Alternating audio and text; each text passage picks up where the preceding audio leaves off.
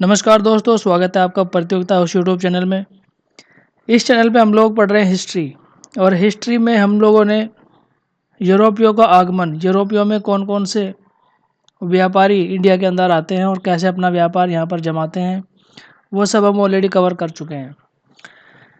आगे बढ़ने से पहले मैं आपको हिस्ट्री का पूरा ओवरव्यू देना चाहता हूँ, यानी हिस्ट्री के अंदर हम लोग क्या क्या पढ़ने जा रहे हैं और हिस्ट्री के अंदर हम कौन कौन से चैप्टर्स को कवर करेंगे, उसके अंदर कौन कौन से टॉपिक्स होंगे और किस प्रकार से हम हिस्ट्री को कवर करेंगे, इसका पूरा एक रोड मैप आज मैं आपको बताने जा रहा हूँ। ठीक है, तो आप इसको ध्यान से देखिएगा, और इससे क्या होगा, इससे ये बेनिफिट मिलेगा कि आपके माइंड में एक खाका तैयार हो जाएगा, एक आवरण तैयार हो जाएगा कि हाँ, हिस्ट्री को अभी हमने कितना पढ़ लिया है और आगे कितना कवर करना बाकी है। तो ये सब चीज़ें आपके दिमाग में आज छप जाने वाली हैं, तो आप इस चीज़ को ध्यान से सुनिएगा। देखिए, सबसे पहले हम लोग पढ़ चुके हैं यूरोपीय कंपनियों का आगमन, और यूरोपीय कंपनियों का आगमन में सबसे पहले हमने पढ़ा था पुर्तगीज, उसके बाद पढ़ा था हमने डैन। ठीक है, उसके बाद हमने पढ़ा था क्या, सबसे पहले हमने पढ़ा था पुर्तगीज, यानी पुर्तगालियों का आगमन भारत में कैसे होता है और कैसे वो यहाँ पर अपना प्रभुत्व स्थापित करते हैं और कैसे वो अपना जो व्यापार है वो फैलाते हैं भारत के अलग अलग हिस्सों में। उसके बाद हमने पढ़ा था डचेस, यानी पुर्तगीज के बाद भारत में आते हैं डच, नीदरलैंड के या हॉलैंड के निवासी होते हैं डच। उसके बाद हमने अंग्रेज पढ़ा, फिर डेनिश, डेनमार्क के निवासी होते हैं, उसके बाद हमने फ्रांसीसी। तो यहाँ तक हम ऑलरेडी कवर कर चुके हैं। इसके बाद देखिए आगे हम और क्या क्या पढ़ने जा रहे हैं। इसके बाद हम पढ़ेंगे मुगल साम्राज्य का पतन तथा विघटन, यानी मुगल साम्राज्य का जो पतन है वो किस प्रकार से होता है, और मुगल साम्राज्य का पतन किस प्रकार से होता है, और मुगल साम्राज्य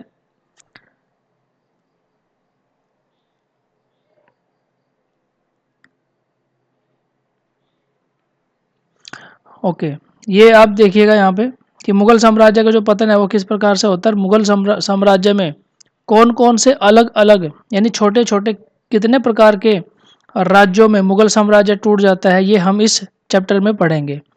ठीक है, इसमें हम ये भी कवर करेंगे कि जो मुगल साम्राज्य है, यहाँ पर मैं आपको देखिए बता देता हूँ। ठीक है, मुगल साम्राज्य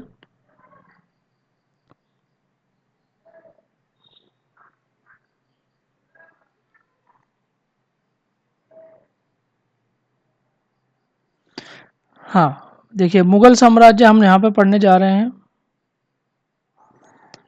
मुगल इरा। और मुगल इरा में देखिए सबसे पहले हम जो पढ़ेंगे वो यहाँ पर कौन आता है, सबसे पहले बाबर आता है।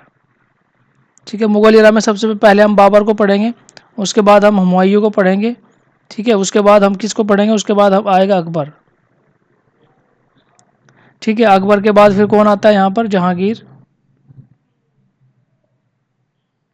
और जहांगीर के बाद फिर कौन आता है यहाँ पर, देखिए शाहजहां।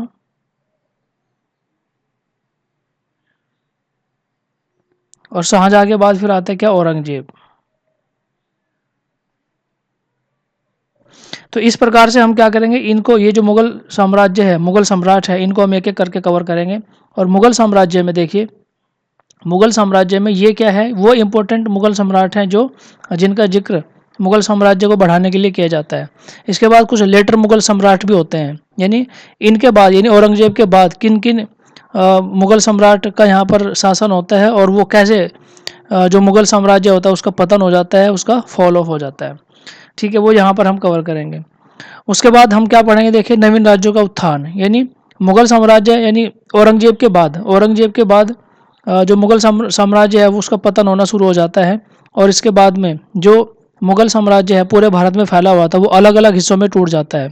वहाँ पर कौन कौन से नए साम्राज्य बनते हैं, देखिए अवध, बंगाल। ठीक है, उसके बाद में राजपूतों का अलग, जाटों का अलग, वो सब हर कोई मुगल साम्राज्य से अलग अपना हिस्सा चाहता है, मुगल साम्राज्य से अलग होकर अपना ही एक साम्राज्य बनाना चाहता है। ठीक है, तो इसी क्रम में हम लोग आगे बढ़ते रहेंगे। उसके बाद देखिए जो मराठा होते हैं, मराठा राज्य किस प्रकार से मराठा अपना एक्सपेंशन करते हैं, मुगलों पर अपना अधिकार स्थापित करने की कोशिश करते हैं, और जो मुगलों ने जो इतना बड़ा एम्पायर खड़ा किया था उसको धीरे धीरे जीतना शुरू करते हैं। ये हम इसके बाद पढ़ेंगे।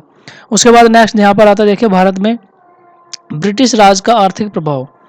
ठीक है, यानी ब्रिटिशर्स जब इंडिया में आते हैं, ठीक है, तो वो क्या करते हैं, वो यहाँ पर व्यापार करने के लिए आते हैं, लेकिन व्यापार करने के एवज में वो यहाँ पर क्या करना शुरू कर देते हैं, वो यहाँ का जो एडमिनिस्ट्रेशन है, ठीक है, वो यहाँ का जो एडमिनिस्ट्रेशन है और यहाँ की जो फाइनेंशियल पावर्स हैं, एडमिनिस्ट्रेशन और फाइनेंशियल पावर, और यहाँ की जो सैन्य पावर है, ठीक है, यानी यहाँ की जो सेना है, आर्मी है, इन सब में अपना इंटरफेयर करना शुरू कर देते हैं। इससे क्या होता है, यहाँ की एडमिनिस्ट्रेटिव पावर, यहाँ की फाइनेंशियल पावर और जो आर्मी है, ठीक है, वो धीरे धीरे क्या होती है, कंपनी के हाथों में आना शुरू हो जाती है। तो किस प्रकार से ये होता है, और फाइनेंशियल यहाँ पर किस प्रकार से एक्सप्लॉइटेशन होता है, यानी भारतीयों का आर्थिक रूप से किस प्रकार से उनका शोषण होता है, उनसे किस प्रकार से लगान वसूला जाता है, किस प्रकार से उनकी जो खेती है, उनकी जो मजदूरी है, खेती है, उससे किस प्रकार से टैक्स वसूलते हैं, ये सब हम इस चैप्टर में कवर करेंगे। उसके बाद देखिए आएगा फिर 1857 की क्रांति आती है। ठीक है, 1857 की क्रांति, 1857 की क्रांति में किस किस क्या कारण होता है 1857 की क्रांति के होने का, किस किस का इसमें बहुत ज़्यादा इंपॉर्टेंट रोल होता है, कौन से एरिया में ये 1857 की क्रांति किसके द्वारा लीड करी जाती है, यानी उसका लीडर कौन होता है।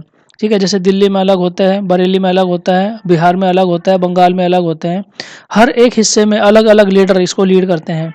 लेकिन किस अगर ये जो 1857 की क्रांति है, इसको असफलता के क्या कारण रहे, यह असफल हो जाती है और भारत को आज़ादी नहीं मिल पाती, क्या उसके कारण थे और क्यों ये सफल नहीं हो पाती, ये हम इसमें पढ़ेंगे। उसके बाद एक कंपनी का संवैधानिक विकास कैसे होता है, यानी कंपनी जब यहाँ पे राज करने आई थी, शुरू में जब कंपनी यहाँ पर राज करने आई थी, हमने पढ़ाई था कि 1599 ईस्वी में एलिजाबेथ प्रथम के आदेश से एक ईस्ट इंडिया कंपनी की स्थापना हुई थी। ठीक है, और ये 1500 वर्षों तक इसको भारत या पूर्वी देशों में व्यापार करने की अनुमति प्रदान थी। लेकिन व्यापार से ज़्यादा बढ़कर फिर हमने पढ़ा था, देखिए 1600 के आसपास या उसके बाद, यानी 1650 के आसपास फिर क्या होता है, एक धीरे धीरे जो कंपनी है उसको अधिकार मिलने शुरू हो जाते हैं, ज़्यादा अधिकार मिल जाते हैं, और ज़्यादा अधिकार मिलने के बाद ये अपनी कंपनी अपनी सेना रख सकती थी, युद्ध कर सकती थी, संधि कर सकती थी, ये सब चीज़ें भी हम इसमें पढ़ेंगे। ठीक है, तो कंपनी का संवैधानिक विकास किस प्रकार से होता है, कंपनी को कैसे ज़्यादा मूल अधिकार मिलते हैं और कैसे भारतीयों के जो अधिकार हैं वो छीने जाते हैं, वो यहाँ पर हम पढ़ेंगे। उसके बाद देखिए आगे आता है धार्मिक और सामाजिक पुनर्जागरण। ठीक है, आगे आता है फिर क्या, धार्मिक और सामाजिक पुनर्जागरण। सामाजिक पुनर्जागरण में कौन आता है, देखिए सबसे पहले हम राम मोहन राय को इसमें पढ़ेंगे। ठीक है, राजा राम मोहन राय, और राजा राम मोहन राय ने कैसे भारत में जागरूकता पैदा की, कैसे सामाजिक जागरूकता पैदा की, धार्मिक जागरूकता पैदा की, ये सब हम इसमें पढ़ने जा रहे हैं। उसके बाद स्वामी दयानंद सरस्वती यहाँ पर आते हैं, विवेकानंद आते हैं।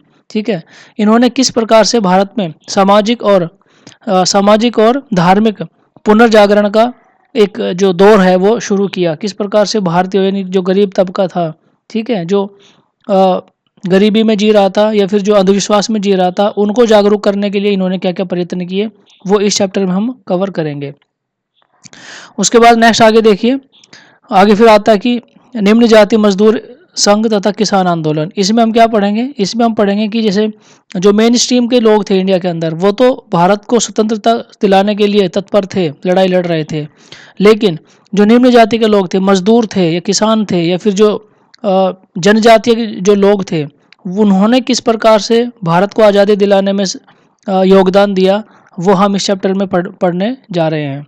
और इसमें पढ़ने के लिए देखिए हमने क्या करते हैं, बहुत सारे ऐसे आंदोलन हुए हैं, जैसे अगर आप बात करें सन्यासी विद्रोह, अहोम आंदोलन, वहाबी आंदोलन, कूका आंदोलन, ठीक है, ये सभी संथाल आंदोलन, ये सभी ऐसे आंदोलन थे जो जनजातीय आंदोलन थे, यानी जनजातीय जंगलों में रहने वाले जो जनजातीय लोग थे, उन्होंने भी अंग्रेजों के खिलाफ आंदोलन छेड़ा अपने अधिकारों को प्राप्त करने के लिए, और इस तरह के जो आंदोलन थे, इन्होंने भी भारत के स्वतंत्रता में अहम योगदान निभाया है। उसके बाद हम पढ़ेंगे, देखिए ब्रिटिश राज की उपलब्धियाँ। ठीक है, फिर हम पढ़ेंगे क्या, ब्रिटिश राज की उपलब्धियों में अगर हम बात करें तो देखिए हम यहाँ क्या कर सकते हैं उपलब्धियों में बात, जैसे इंडिया में रेलवे का आना। ठीक है, इंडिया में रेलवे का आना, इंडिया में पोस्ट ऑफिस का आना, ठीक है, या रेलवे का आना, तो ये सब क्या है, ये सब ब्रिटिश राज में ही पॉसिबल हो पाया है। ठीक है, या फिर अगर हम बात करें इसके बाद भी अगर हम बात करें तो इसके बाद देखिए इंडिया के अंदर प्रिंटिंग प्रेस का आना। ठीक है, प्रिंटिंग प्रेस का आना, हालांकि प्रिंटिंग प्रेस जो है वो पुर्तगीज यहाँ पे लेके आए थे, पुर्तगीज इंडिया में लेके आए थे, प्रिंटिंग प्रेस, लेकिन उसका डेवलपमेंट कैसे आगे फर्दर हुआ है वो अंग्रेज़ों ने किया। तो ऐसे बहुत सारे डेवलपमेंट भी हैं, ऐसे बहुत सारी उपलब्धियां भी हैं जो अंग्रेज़ों के टाइम पे यहाँ पर इंडिया में हुई, उसको हम इसमें पढ़ेंगे। ठीक है, उसके बाद आगे देखें भारत का स्वतंत्रता संघर्ष, यानी फिर हम बात करेंगे यहाँ पर आगे भारत के स्वतंत्रता संघर्ष को 3 भागों में बांटा गया था। ठीक है, 3 भागों में बांटा गया था, यानी जब 1885 ईस्वी में कांग्रेस का गठन होता है। ठीक है, कांग्रेस बनती है कब? 1885 ईस्वी में। तो 1885 ईस्वी से 1907, 1885 ईस्वी से 1905 ईस्वी तक, और 1905 से फिर 1919 ईस्वी तक, और 1919 ईस्वी से फिर 1947 ईस्वी तक।